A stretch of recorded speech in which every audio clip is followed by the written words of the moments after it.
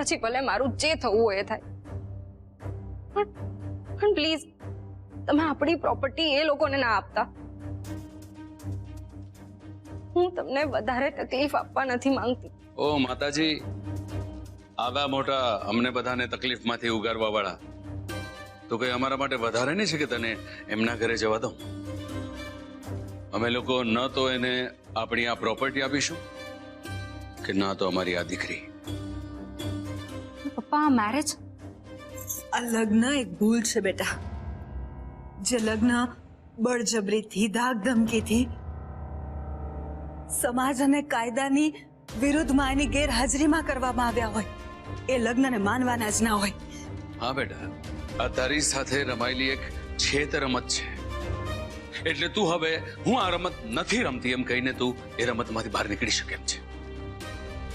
પણ આના માટે તારે તારા મન અને મગજ પર કાબુ રાખીને મક્કમતાથી નક્કી કરવું પડશે કે તને આ લગ્ન માન્ય નથી અને તારે આમાંથી નીકળવું છે.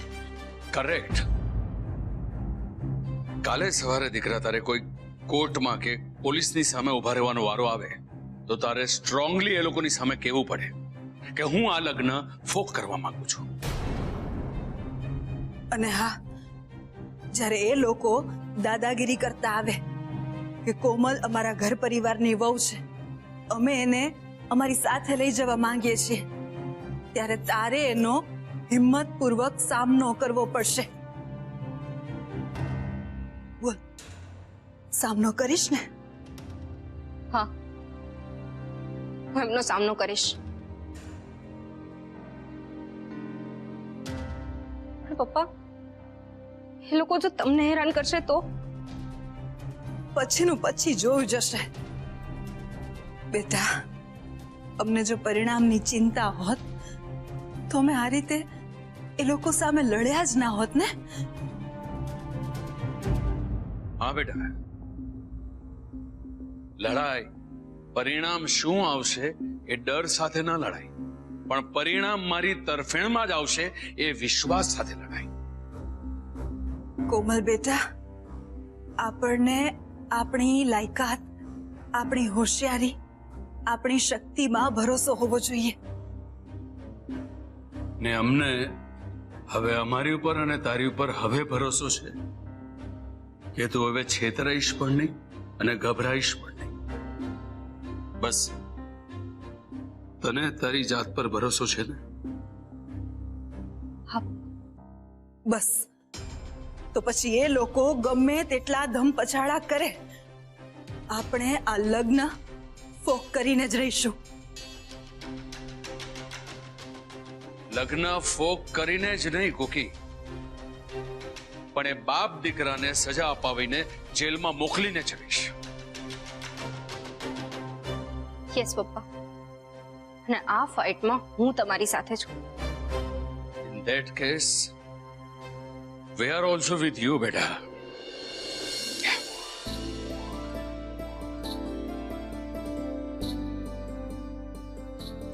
તમે બંને ત્યાં કેમ ઉભો છો? કામ કામ કામ કામ કામ કામ કામ. એકચ્યુઅલી તો હંમેશા શું પેલું કહેતી હતી, આ ફેમિલી હગ, ફેમિલી હગ. યસ, ફેમિલી હગ હો જાય, હો જાય. Family હગ. Thank you, thank you. I love you all. And we also love you. હું શું કહું છું, કાલે સવારે તમારી મીટિંગ છે તો પોલીસ સ્ટેશન મીટિંગ પહેલા જશો કે પછી? ના ના, પહેલા જ જવું પડે ને, અને રોજના ટાઈમ કરતા 1 કલાક મારે વહેલા નીકળવું પડશે. અચ્છા, તો અમે લોકો એ પ્રમાણે બ્રેકફાસ્ટ અને ટિફિન તૈયાર કરી દઈશું. એક કામ કરું, તમારા કપડાં અને ઓફિસ બેગ તૈયાર કરી દઉં. આશા, શું આખો દિવસ કામ કામ કામ? બેસ ને થોડી વાર મારી બાજુમાં. બોલો, શું કામ છે? તે જે કામ કર્યું ને, તું જે કામ કરી રહી છે ને, એના માટે મારે તને થેન્ક યુ કહેવું છે. Thank you? હા, જો હું તો ઓફિસમાં હોઉં, પપ્પા અહીંયા હાજર ન હતા, એવી સિચ્યુએશનમાં તે ઘર અને ઓફિસ વચ્ચે ખૂબ જ સરસ બેલેન્સ મેન્ટેન કર્યું છે. માને સાચવી અને કોમલે તારી સાથે ખરાબ બિહેવ કર્યું છતાં પણ તે ખોટું ન લગાડીને કોમલને પણ સાચવી. ઉપરથી હિના ભાભી આપણને આટલી બધી હેલ્પ કરી. આમ બોલીને જ થેન્ક યુ કહેશો? મને તો એમ કે તમે મને લેખિતમાં થેન્ક યુ કહેશો. હું કઈ સમજ્યું નહીં. એટલે એમ કે તમે મને પત્ની તો નથી માની, પણ હવે ફ્રેન્ડશિપ પણ તોડવા માંગો છો તમે? એવું કેમ બોલે છે? તો બીજું શું બોલું? તમે થેન્ક યુ કહી, મારા આટલા બધા વખાણ કરીને આપણી ફ્રેન્ડશિપની કિંમત તમે ઝીરો કરી નાખી. એવી કોઈ વાત નથી. એવી જ વાત છે. તમે તો મને એ રીતે થેન્ક યુ કહી રહ્યા છો જાણો બાજુના ઘરમાં રહેતી કોઈ પડોશી હોઉં, મેં તમારી હેલ્પ કરી હોય અને તમે મારો આભાર વ્યક્ત કરશો. પ્લીઝ આમ નહીં બોલો, મને સાચે ખરાબ ફીલ થઈ રહ્યું છે.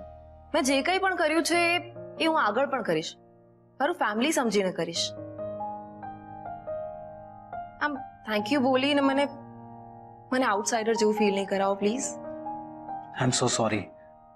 મારો ઇન્ટેન્શન તને હર્ટ કરવાનો નહોતો, પણ તે જે કંઈ પણ કર્યું છે ને એ ખરેખર વખાણવા લાયક તો છે જ. ઠીક છે, તો હવે તમે મારા જેટલા પણ વખાણ કરો, હું ચણાના ઝાડ ઉપર નહીં ચડું અને થેન્ક યુ કહેશો તો મોસ્ટ વેલકમ પણ નહીં કહું. અત્યારે તો એક જ પ્રાયોરિટી છે આપણી, એ કોમલબેનની લાઈફ બેક ટુ નોર્મલ થઈ જાય અને મિહિર અને એના પપ્પાને આપણે સજા અપાવી શકીએ. સજા તો એ લોકોને મળશે જ, કારણ કે અત્યાર સુધી આપણે બધા અલગ અલગ હતા. પપ્પા ઘરે ન હતા અને કોમલનો આપણને સાથ નહોતો, છતાં પણ આપણે એ લોકોને હંફાવી નાખ્યા હતા. જ્યારે હવે તો આપણે બધા એક છીએ, આપણે સાથે છીએ, એટલે એ લોકોની હાર નક્કી.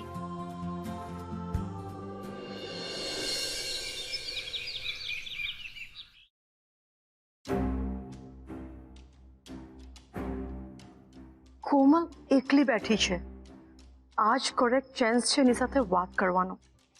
જો એ મને સપોર્ટ કરશે તો ભાઈનો ગુસ્સો પણ ઓછો થઈ જશે.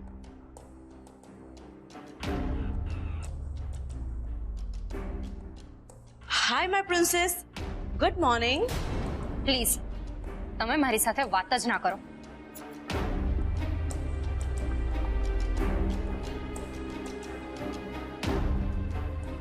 તમે મને સપોર્ટ કરવાના બહાને મિસગાઈડ ન કરી હોત અને સાચી સલાહ આપી હોત ને તો મારી લાઈફ બરબાદ ના થાત.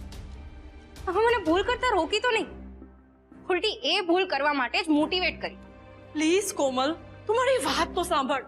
આઈ એમ સોરી. મારા મનમાં તમારા માટે જેટલું રિસ્પેક્ટ હતું ને એ બધું જ જતું રહ્યું છે. સાંભળ્યું માધુરી, તારી સાચી સજા આ જ છે કે આ ઘરની દરેકે દરેક વ્યક્તિ એક પછી એક તરહથી દૂર થતી જશે. બસ ભાઈ,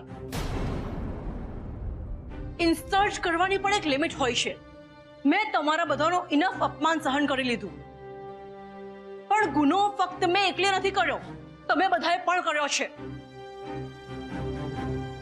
આઈ એક્સેપ્ટ ધેટ કે મેં કોમલને સલાહ આપી હતી કે તારું મનનું ધાર્યું કરજે, તારી મનની વાત માનજે, તારી મનની મરજી પ્રમાણે લાઈફ જીવજે. પણ મેં કોમલને ક્યારેય ભાગી જવાની સલાહ નથી આપી. પૂછે ને કોમલ, મેં તને કહ્યું હતું કે મિહિર સાથે ભાગીને મેરેજ કરી લે? નો. આ તો એવું થયું કે ઢળવું હતું ને ઢાળ મળી ગયો. અને કઈ એવું નથી કે મેં કહ્યું એટલે જ કોમલ મિહિરને મળવા ગઈ હતી. હું ના કે તો પણ કોમલ મિહિરને મળવા જતી જ હતી, છુપાઈને એ મળતી જ હતી. અને ભાઈ, તું મને બ્લેમ કરે છે ને, તો ભાભીને બ્લેમ કર, આયશાને બ્લેમ કર. કોમલ ઘરમાંથી ગઈ ત્યારે એ લોકો પણ ઘરમાં ન જતા ને. શું થયું બેન? ફરી પાછા કેમ આટલા ગુસ્સામાં છો? કેમ? આ ઘરમાં મને હવે ગુસ્સે થવાનો પણ અધિકાર નથી. માત્ર હું જ નહીં, ભાભીની બેદરકારી, કોમલનો આંધળો પ્રેમ અને તમારા બધાનો કોમલ માટેનો આંધળો વિશ્વાસ પણ એટલો જ જવાબદાર છે જેટલી મારી સલાહ જવાબદાર છે. એટલે પ્લીઝ મને હોળીનું નાળિયેર નહીં બનાવો. આ તો ધર્મ કરતા ધાડ પડી. મેં કોમલની હેલ્પ કરી અને એણે તો મને જ બધાની સામે ગુનેગાર બનાવી દીધી. બસ માધુરી, તું કરવા શું માંગે છે એ કે. કમ સ્ટ્રેટ ટુ ધ પોઈન્ટ. હું શું કહેવાની ભાઈ, તમે બધા એક થઈને મને એકલી પાડી દીધી છે, તો બેટર એ જ છે કે હું આ ઘર છોડીને ચાલી જ જાઉં. ઓહ, લાઈફમાં પહેલી વાર તે કરેક્ટ અને સમયસર એક ચોક્કસ નિર્ણય કર્યો છે. હું તો એમ કહું છું, કલ કરો સો આજ કર, આજ કરો સો અબ. આ તમે શું બોલો છો? અને બેન, તમે પણ શાંત થઈ જાઓ. તમારે ક્યાંય નથી જવાનું. નહીં કોકી, જો માધુરીની ઈચ્છા ના હોય તો આપણે એને પરાણે ના રોકી જોઈએ. હું જ રાકેશ કુમારને ફોન કરી દઉં.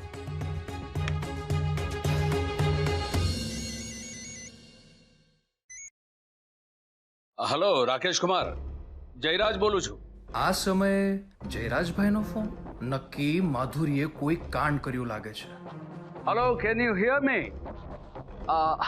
હા બોલો ને ભાઈ. આમ અચાનક મને યાદ કર્યો? મેં બે નથી કર્યો. તમારી પત્ની શ્રીએ તમને ખૂબ જ ડેસ્પરેટલી યાદ કર્યા છે. એ તમારી પાસે આવવા માંગે છે. એટલે પ્લીઝ તમે એને લેવા આવી જાઓ ને. પણ ભાઈ નહીં એ કામ કરો, તમે કાલે જ આવી જાઓ. અને સાંભળો, આપણે સાથે જમીશું. જમવાનું અહીંયા જ છે. ઓકે ઠીક છે, હું આવી જઈશ. ઓકે. અરે જલ્દી તારું પેકિંગ કરવાની શરૂઆત કર. રાકેશ કુમાર કાલે સવારની પોરમાં આવી જશે તને તેડવા માટે. કહો.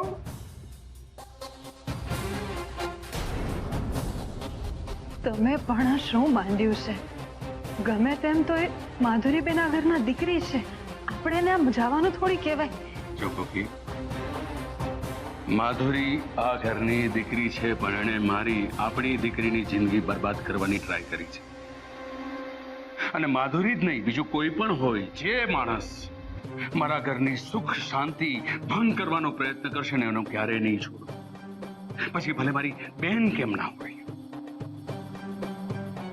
તમે ગમે તે કહો, પણ હું માધુરીબેનને નહીં જવા દઉં. કારણ કે ઘરની બેન દીકરીને દુખી કરીને મારે પાપમાં નથી પડવું.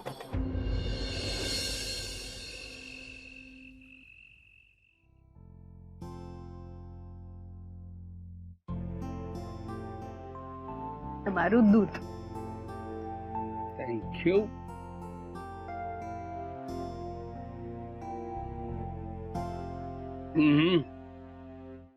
આજે દૂધમાં કેસર નાખો છો કે કેસરમાં દૂધ? તો મસાલા વાળું દૂધ હોય તો મસાલો તો સરખો નાખવો પડે ને. એમ?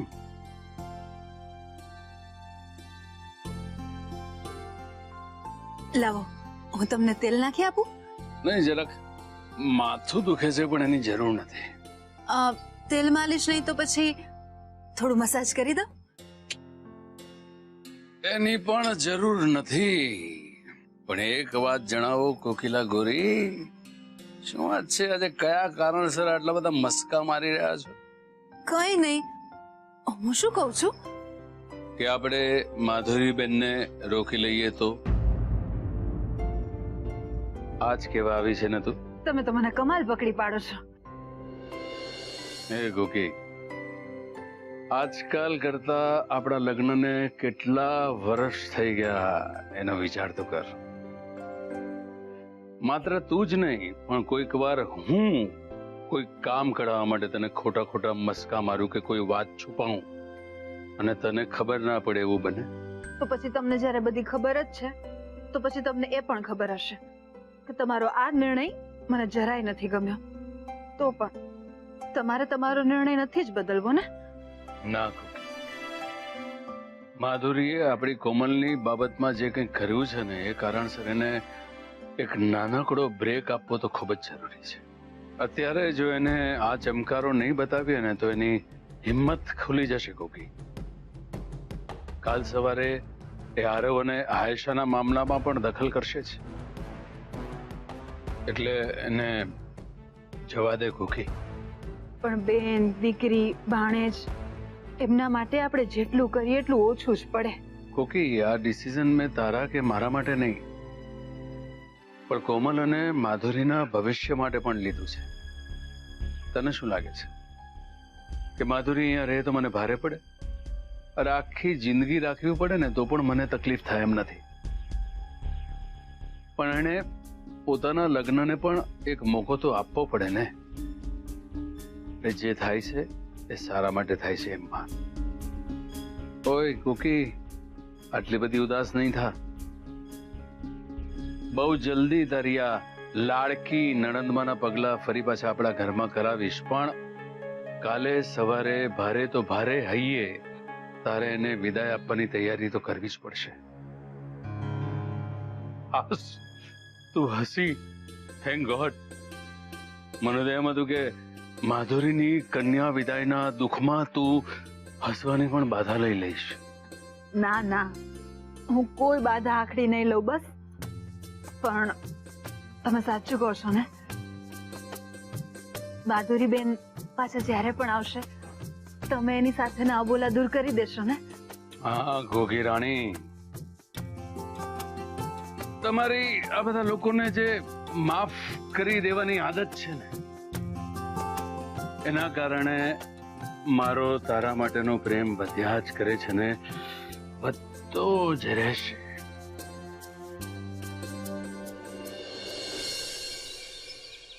હે ઠાકોરજી, આટલી બધી મુસીબતો વચ્ચે અમારી નૈયા આ બાદ પાર ઉગારવા બદલ તમારો ખૂબ ખૂબ આભાર.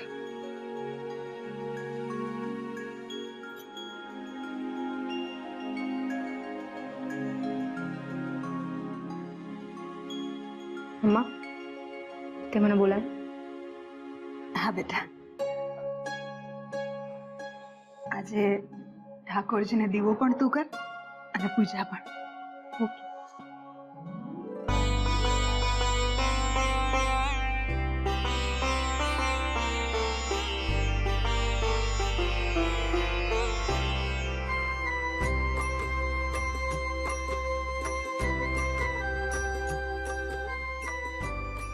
Really very sorry. આજ પછી જો હું કોઈ ભૂલ કરું ને તો તું માત્ર મને ખીજાતી નહીં, એક થપ્પડ મારજે.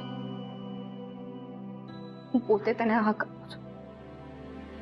પણ મને પૂરો વિશ્વાસ છે કે હવે આવો વારો જ નહીં આવે.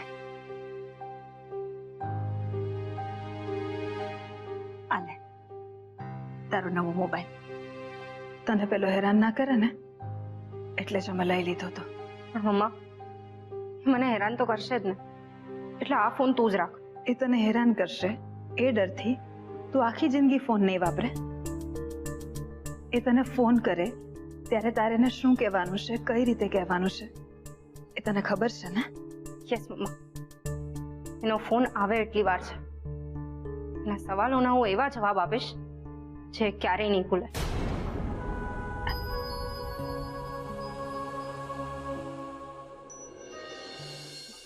કોકી, જરાક રાકેશ ગમરા પડે મુખવાસ તો લાવો તમારો સ્પેશિયલ. આ છે અમારી કોકીની સ્પેશિયાલિટી. You must try. બસ બસ બસ.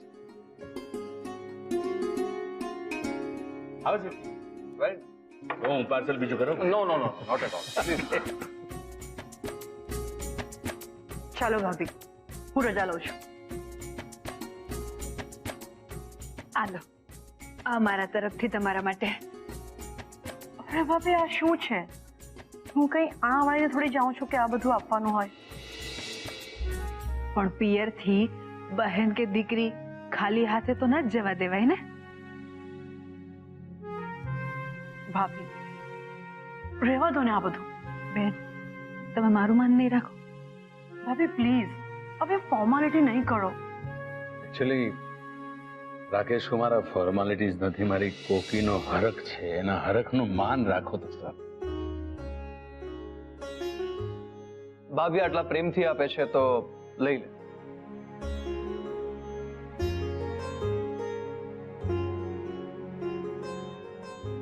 ઓકે રાકેશ કુમાર, મળીએ. આવજો. જુઓ બેન, જે પણ કંઈ થયું એ બધું જ ભૂલી જજો. મારા માટે જેમ કોમલ એમ તમે. અને જ્યારે પણ અહીં પાછો આવવાનું મન થાય તો ફોન કર્યા વગર સીધા આવશો ને તો મને વધારે ગમશે. મળીએ ત્યારે. તમારું અને મારી બેનનું ધ્યાન રાખજો. આઈ એમ રિયલી વેરી સોરી ભાભી. બસ, હવે એક શબ્દ નહીં, તમારા ભાઈને હું મનાવી લઈશ. તમે બસ અત્યારે શાંતિથી જાઓ. હા ભાઈ ટેક કેર યુ ટુ